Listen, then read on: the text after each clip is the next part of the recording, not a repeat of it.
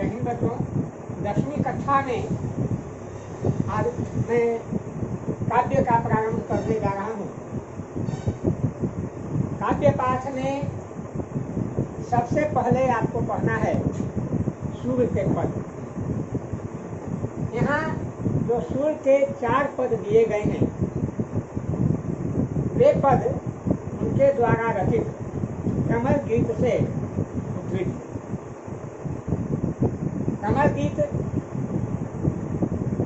में योग श्रृंगार, संयोग श्रृंगार, दोनों श्रृंगारों का वर्णन है। आप 10वीं कक्षा के विद्यार्थी हैं, रस आपको पढ़ना है।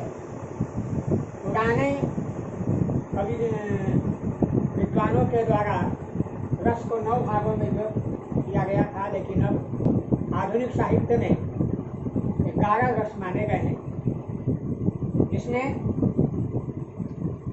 श्रृंगार रस को रसराज माना गया है और श्रृंगार के 2 भेद माने गए हैं, संयोग श्रृंगार और वियोग श्रृंगार। महाकवि सूरदास ने श्रृंगार और वात्सल्य, इनके ग्रंथों में 2 रसों की प्रधानता मानी जाती है। यहाँ आप देखेंगे वियोग श्रृंगार का वक्त। सूरदास का जन्म सन 1478 ईस्वी में हुआ था और उनकी मृत्यु 1583 ईस्वी में। ऐसा कहा जाता है वे जन्म से ही अंधे थे और कृष्ण के अनन्य भक्त होने के कारण उन्हें कृष्ण के सारे रूपों की अनुभूति हृदय में हो जाती। अब यह जो सूर्य के पद हैं, यह जो काव्य है, वह भक्ति काल का काव्य है और भक्ति काल में जितने भी भक्त कवि हुए उन सब की गणना भक्ति काल में होती है।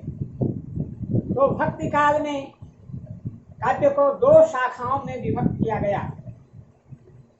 एक निर्गुण शाखा, निर्गुण भक्ति शाखा, और दूसरा सगुण भक्ति शाखा।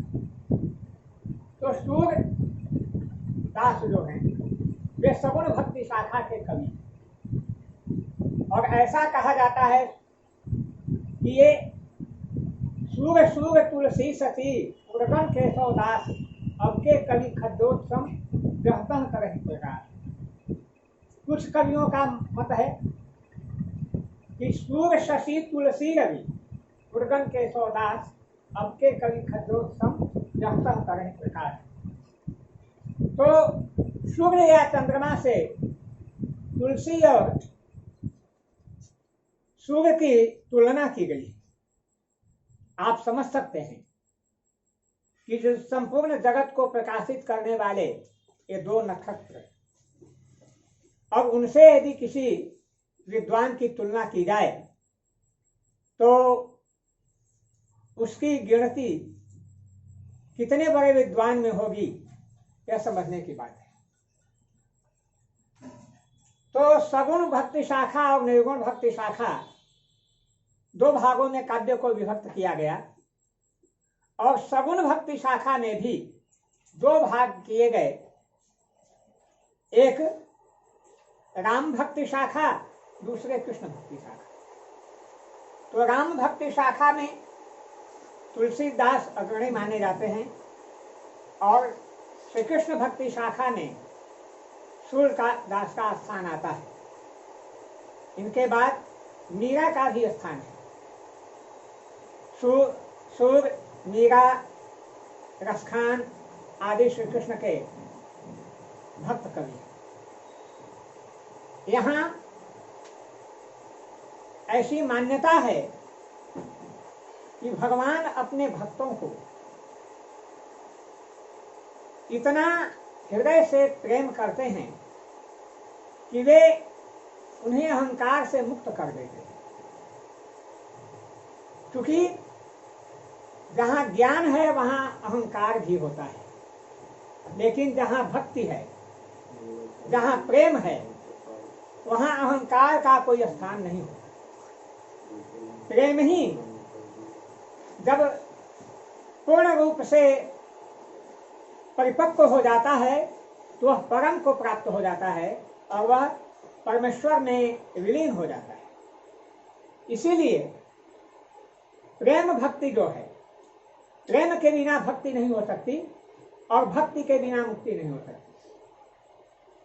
भक्ति का मान जो है वह सब धर्मों से श्रेष्ठ माना गया है, सब उपायों से श्रेष्ठ माना गया है। यहाँ तक कि श्री कृष्ण ने गीता में स्वयं कहा, सर्वधर्मान परित्यज्य माम एकम शरणम व्रज अहम त्वां पाप्येभ्यो मोक्षयिष्यामि मा शुचः। एक बार शरणागत होकर जो कहता प्रभु मैं तेरा, अभय उसे सब भूतों से कर देता हूं यह व्रत मेरा। जो श्री कृष्ण के शरण में चला जाता है उसे कोई पाप स्पर्श तक नहीं कर पाते। तो ऐसे विद्वान के द्वारा यह इस पद की रचना हुई है। यह भ्रमर गीत से उद्धृत पद है। उद्धव को माना जाता है ये श्री कृष्ण के सौतेले भाई थे और उनकी आकृति भी कृष्ण से बहुत कुछ मिलती जुलती। श्री कृष्ण के भक्त होते हुए भी वे प्रेम रस के ज्ञाता नहीं थे, ज्ञान के ज्ञाता। और जहाँ ज्ञान होता है वहाँ अभिमान हो जाता है। और भगवान का यह व्रत है कि वे अपने भक्तों को अभिमान मुक्त रखना चाहते हैं। उद्धव को भी यह अभिमान हो गया कि मुझसे बड़ा ज्ञानी अभी सृष्टि में नहीं। तब भगवान को यह समझते देर नहीं लगी, तो जब गोकुल से श्री कृष्ण मथुरा आए तो कुछ दिन के बाद उन्होंने उद्धव को भेजा और कहा कि जाकर के हमारी वहाँ ग्वाल बालाएं जो हमारे प्रेम में बिल्कुल विभोर हैं और बेचैन रहती हैं, उनको तुम जा करके अपने ज्ञान से यह समझाने का प्रयास करो कि हम उनसे अलग नहीं। उद्धव वहां से आए। जब वृंदावन के निकट आए तो गोपियों ने उद्धव को आते हुए देखा, बड़ी प्रसन्न हो गई। अलग से उन्हें लगा श्री कृष्ण ही आ गए। लेकिन जब उद्धव यहाँ आ गए और उन्हें ज्ञान का संदेश देना शुरू किया तो गोपियां बहुत निराश हो गईं। इसी अवसर पर एक भौरा वहां मराने लगा। उसी भौरे को इंगित करके इस भ्रमर गीत का निरूपण किया गया है। प्रायः आप सब जो बच्चे हैं वह जानते होंगे कि कोई भी व्यंग बाण किसी पर किया जाता है तो पहले किसी न किसी को इंगित करके व्यंग किया जाता है। यहाँ भ्रमर को इंगित करके ही यह निर्माण किया गया है, इस कविता का निरूपण किया गया है।